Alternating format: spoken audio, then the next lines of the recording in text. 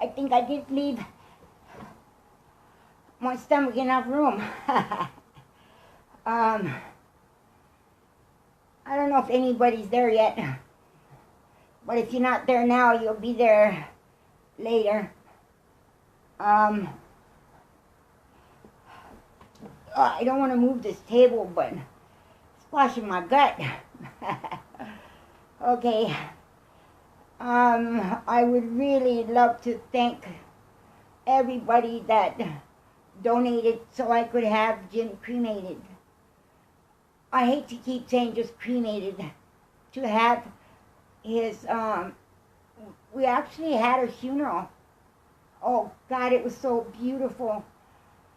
I thought it would just be like Kyle, it's his spiritual advisor, and oh God, I have seen some amazing, powerful things with him and nephew. That's terrible. I call him nephew because I can't remember his name. But don't feel hurt, nephew, because there's some days I can't remember mine either. But Kyle had a friend pick me up, and he was so nice. He took me out to the where the it's the crematory / viewing funeral. I don't know, but we were the first ones there. So when we got in there, I got to be alone with Jim, who was already laid out there, but he was wrapped in the blanket that we got married in, our wedding blanket. And he had the red shirt and the pants that he wore at our wedding. And he had we made tobacco prayer bundles for each other instead of rings and gold and all that, because we didn't value that. So that's what we gave each other, and that's what he had on his neck. And I was up in the front. They had all these chairs, and I thought, why so many chairs? There's probably just going to be me and the person that drove me and Kyle and his daughter to cut my hair. I thought that's all that there was going to be. So I was up at the front crying my heart out, saying goodbye to the love of my life, my husband. I know he wasn't in there, but that's what he was to me. And he had his sunglasses on because Jim would wear sunglasses at night. I always told everybody, and his hair was kind of long, and he had a beard. And I said, everybody thinks that you're all stoned and high and stuff because you wear them at night. And he said, well, how do they know I'm not? But Jim had a sense of humor that would only come up once in a while. But he was so devoted to me. And I was devoted to him. But the day that he died, they had to put me in the psych ward because I almost had a nervous breakdown. My blood pressure was sky high, and I hadn't slept for days, and I just wanted to wish that I was going with him. But I promised him I wouldn't do that, so I didn't. And I promised him I would get back into my art, and I would do something. So I am. I'm getting it all set up, and it's kind of hard right now because I've got things that I have to go through that are really hard, but I'm doing it. I have definite plans. I am not one to just sit and vegetate. I always told Jim there's 3 kinds of people in this world. There's people that read books, and there's people that write the books, and there's the people that the books are about. And I pretty much land in that whole category, and I have a lot of gifts that I need to share. So and that's what Jim wanted me to do. Teach my gifts, don't take them with me. So that's what I'm really kind of working on, or I'm hoping maybe Wednesday or something. But anyway, back to at the crematory. I was just in the front, and I didn't pay attention to anything. I was just crying my heart out, saying goodbye to my husband. And finally, it was the I don't know what you call him, the director. He came and he says, "It's time." And I turned around, and the room was almost full of natives that came to support, came to be with me, came to... I thought it was just going to be us, but I couldn't have believed how beautiful it was.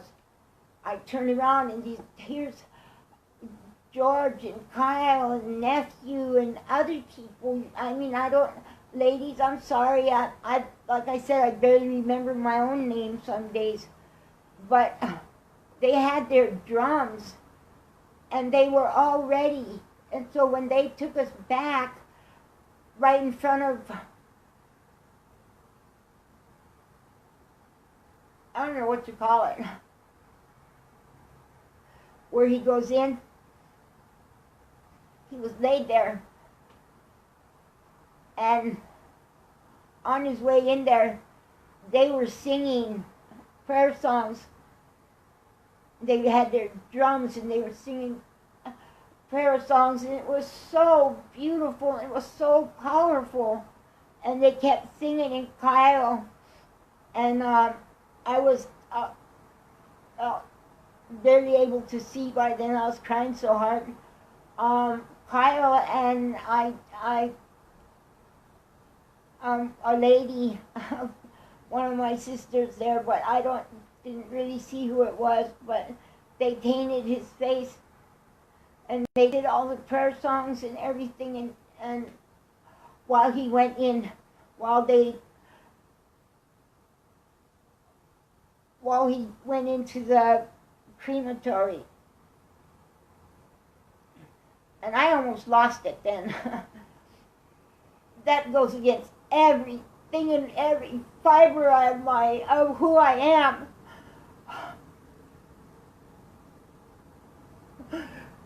To push the love of my life, or to see him going into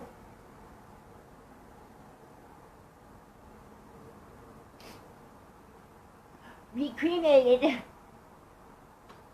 But it had to be done. But I had a lot of support. So from there we went to a sweat. And I didn't think I was going to go in, because I hadn't slept, and I'd been going crazy trying to get everything done, get the money, get everything paid. Oh, and by the way, Kyle, Sherbet, you are an angel. Well, not an angel. You get a native equivalent. You're a true pipe carrier. You and nephew. I mean, I've seen some powerful stuff that made an even stronger believer out of me. And I've always believed, because that's what made me want to live. So I am really grateful to everybody. You know, my Wi-Fi was off all day yesterday. And I thought, well, I'm going to play a game on my tablet. And I checked it, and the Wi-Fi was back on. I don't know, I doubt if Xfinity has a heart and would do that for Mother's Day, or if it was just a fluke. So I'm not gonna look a gift horse in the mouth. I am just gonna tell everybody Happy Mother's Day. And I love all of you. Dads, a lot of dads are mothers too. But back to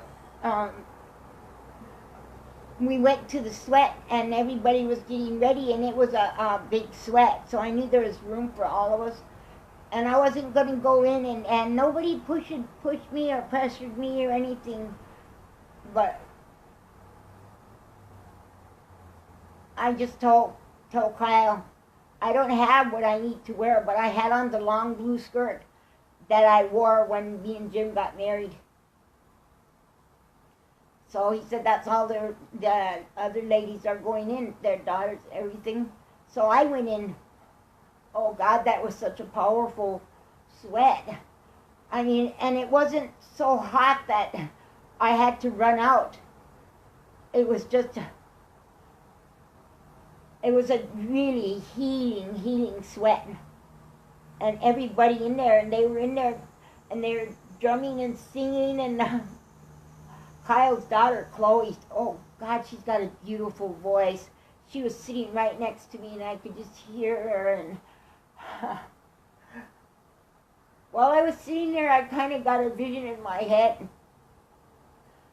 because I was feeling so bad about seeing my husband going in to get cremated. But when I was sitting in there, I got a thought in my head of him standing there, strong again, with all the ancestors behind him, with him. And he was wrapped in his wedding blanket and his wedding clothes, but he was standing and he was strong. That's what I felt. And you wouldn't believe the amount of peace that gave me. Because before that, I couldn't stand to be in this apartment, and when I got myself all boxed into a corner over there because everything reminded me of Jim. This was our home. But slowly I got stronger and forced myself, and I got his clothes together, and today there's a guy that lives down the hall, and he's really thin. He's about like Jim's size, you know, just before he died. He's really thin and shorter. So Jim said I should give him his clothes. So I did, and he was so grateful. So I pretty much have everything. I'm cleaning it out a little at a time. I'm not in a great big hurry. But after we went in the sweat, oh God, I came out and you wouldn't believe how good I felt. And I was ready to come home and go to sleep. And they took us into the main house. I didn't even know if they were a part of the sweat, because this is the first time I was there. And they barbecued shrimp and burgers. I mean, they put on a feed. Everything. And that, I wasn't expecting that.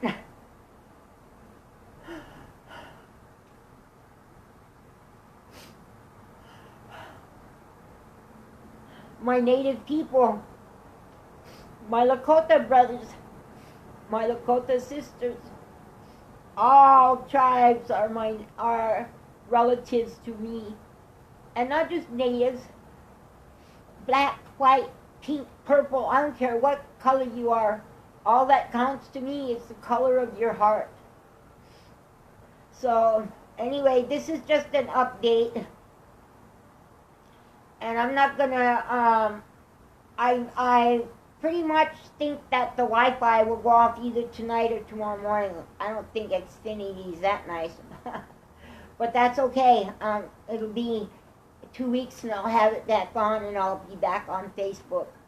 So, love all you guys and thank you for all the support. But you know what? Since Jim came home, I can look at our apartment. I don't feel that pain that I was. I don't know if it's just knowing that his ashes are here and I kept my promise to him. Everybody helped me and I'm so grateful. But I can look at his pictures and not want to die. So I feel like he's here. And it's so peaceful and it feels like our home. So I'll take that. Never look a gift horse in the mouth. I'll take that. Because I was going crazy. Cancer is the most horrific battle anybody will ever fight.